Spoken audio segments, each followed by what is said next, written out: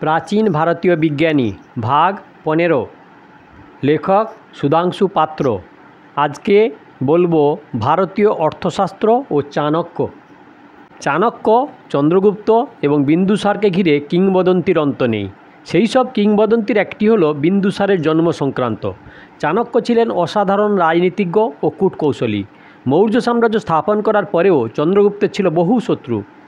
মৃদু বিষক্রিয়ার প্রভাবে চাণক্য গোপনে তাদের হত্যা করার জন্য রাজপ্রাসাদ থেকে অতি উপাদেয় মিষ্টান্ন প্রস্তুত করে মাঝে মাঝে উপঢৌকন দিতেন। সেই মিষ্টান্নে মিশ্রিত করা হতো অল্প অল্প বিষ। বলা বাহুল্য, রাজ পরিবারের এবং সম্রাটদের প্রিয়জনদের সেই সব মিষ্টান্ন দেওয়া হতো না। দৈবক্রমে একদিন সেই মিষ্টান্নের একটি চন্দ্রগুপ্তের মহিষীর হস্তগত হয়। তিনি ওর সুমধুর গন্ধে আকৃষ্ট হয়ে তৎক্ষণাৎ গলাধ্যকরণ করেন। মহিষী ছিলেন গর্ভবতী। যথাসঙ্গে সংবাদটি চাণক্যের কর্ণগোচর হলে চাণক্য রাজমহিষীর গর্ভস্থ সন্তানকে অস্ত্রোপচারের দ্বারা বহিষ্কৃত করার ব্যবস্থা করেন এবং উপযুক্ত পরিবেশ সৃষ্টি করে শিশুকে বাঁচিয়ে রাখার ব্যবস্থা করেন। এই শিশুই মহারাজ বিন্দুসার। কিংবদন্তিতে বিশ্বাস করতে নেই, তবে প্রশ্ন জাগে, আধুনিক উন্নত বিজ্ঞান যেখানে হিমশিম খেয়ে যাচ্ছে, সেখানে প্রাচীন হিন্দু বিজ্ঞান কি এত সমৃদ্ধ হতে পেরেছিল? রচনা করতে কি পেরেছিল গর্ভস্থ ভ্রূণের রক্ষণাবেক্ষণের জন্য কৃত্রিম পরিবেশ? ইতিহাসে চাণক্যের যে ছবি আমরা দেখতে পাই, তাতে চাণক্যের অসাধ্য কিছু ছিল না বলে মনে হয়। তার রচিত অর্থশাস্ত্র থেকে এমন তথ্য অবশ্য লাভ করা যায় না, তবে তিনি যে একজন বড় বিজ্ঞানী ছিলেন সেই বিষয়ে কোনো সন্দেহ নেই। চাণক্য বা কৌটিল্যের লেখা অর্থশাস্ত্র প্রাচীন ভারতের একটি উল্লেখযোগ্য দলিল।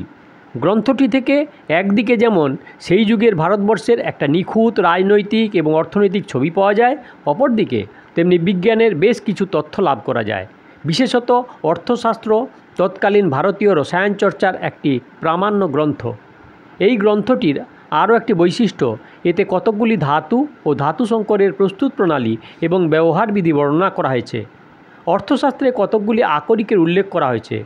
সেই আকরিকগুলির থেকে স্বর্ণ, রৌপ্য, তাম্র, সীসা, লৌহ প্রভৃতি ধাতু নিষ্কাশন করা হতো। নিষ্কাশন পদ্ধতি যেমন বর্ণনা করা হয়েছে, তেমনি পিতল, ব্রোঞ্জ প্রভৃতি সংকর ধাতুগুলির প্রস্তুত প্রণালীও বর্ণিত হয়েছে। অর্থশাস্ত্র থেকে আরও জানা যায়, মুদ্রা প্রস্তুতির জন্য সেই সময় স্বর্ণ, রৌপ্য, তাম্র এবং নানা মিশ্র ধাতু ও পারদ সংকর অ্যামালগাম ব্যবহার করা হতো। চাণক্য উক্ত গ্রন্থে খনিতত্ত্ববিধায়কদের প্রয়োজনীয় যোগ্যতা এবং কর্তব্য সম্বন্ধেও নির্দেশ দিয়ে গেছেন। কতকগুলি রাসায়নিক পদ্ধতির বর্ণনা আছে অর্থশাস্ত্রে। সেই থেকে জানা যায়, সেই যুগে চাল, গম, যব, চিনি, মধু, আন্ডুর এবং অন্যান্য ফলের রস থেকে সঞ্চিত পানীয় প্রস্তুত করা হতো। নানা রকম তৈলবীজ থেকে তৈল নিষ্কাশন করা হতো। এমনকি সুগন্ধ তৈলের প্রস্তুত প্রণালী জানা ছিল। তাছাড়াও আছে কাঁচ শিল্পের কথা। রঙিন কাচের প্রস্তুত প্রণালী চাণক্যের আমলের পূর্বেই আবিষ্কৃত হয়েছিল। চাণক্যের জন্মস্থান তক্ষশিলা। পিতার নাম ছিল চনক।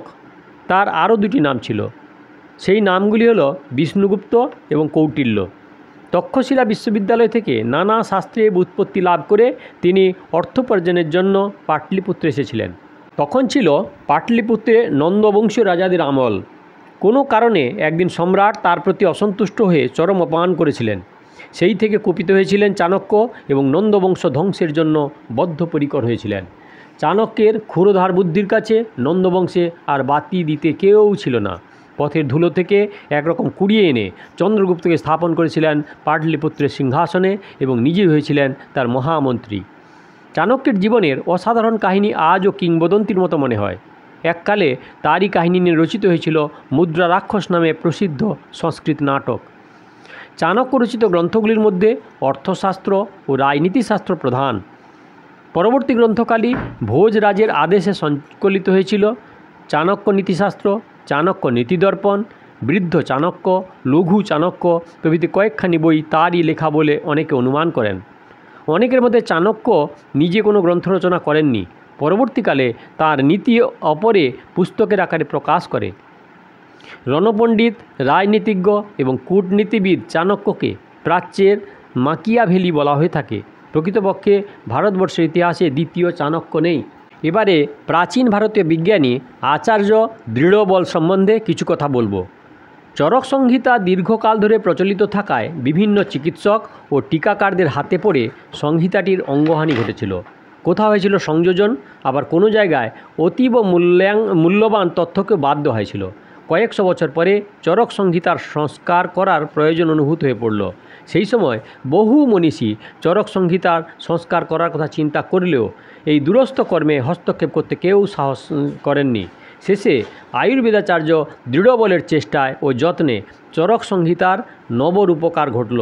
দৃঢ়বল ছিলেন একদিকে সুচিকিৎসক, অপরদিকে আয়ুর্বেদ শাস্ত্রের সুপণ্ডিত। তাই তিনি কেবল চরক সংহিতাকে সংস্কার করে ক্ষান্ত হননি, নবাবিষ্কৃত বহু তথ্যও তাতে যোজন করেছিলেন। বর্তমানে চরক সংহিতা নামে প্রচলিত গ্রন্থটি প্রকৃতপক্ষে চরক ও দৃঢ়বল উভয়ের রচনা। তবে কোন অংশটি যে চরকের লেখা এবং কোনটি দৃঢ়বলের সেই সম্বন্ধে কিছু বলা যায় না। যে চরক সংহিতাখানি দেশ বিদেশ থেকে এত সম্মান সংগ্রহ করেছিল সেটিও ছিল আচার্য দৃঢ়বলের দ্বারা সংস্কার করা চরক সংহিতা।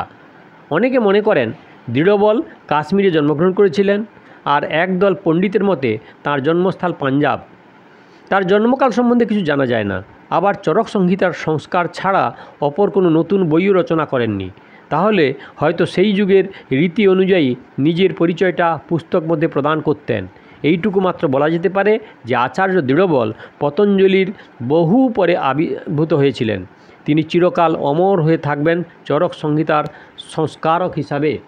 বললাম ভারতীয় অর্থশাস্ত্র ও চাণক্য এবং আচার্য দৃঢ়বল সম্বন্ধে। দয়া করে সাবস্ক্রাইব করবেন, লাইক করবেন, শেয়ার করবেন। আর এরকম ভিডিও দেখতে হলে কাকন বাসুতে ক্লিক করে ভিডিও দেখুন, আর আগের ভিডিওর জন্য দয়া করে অপেক্ষা করুন।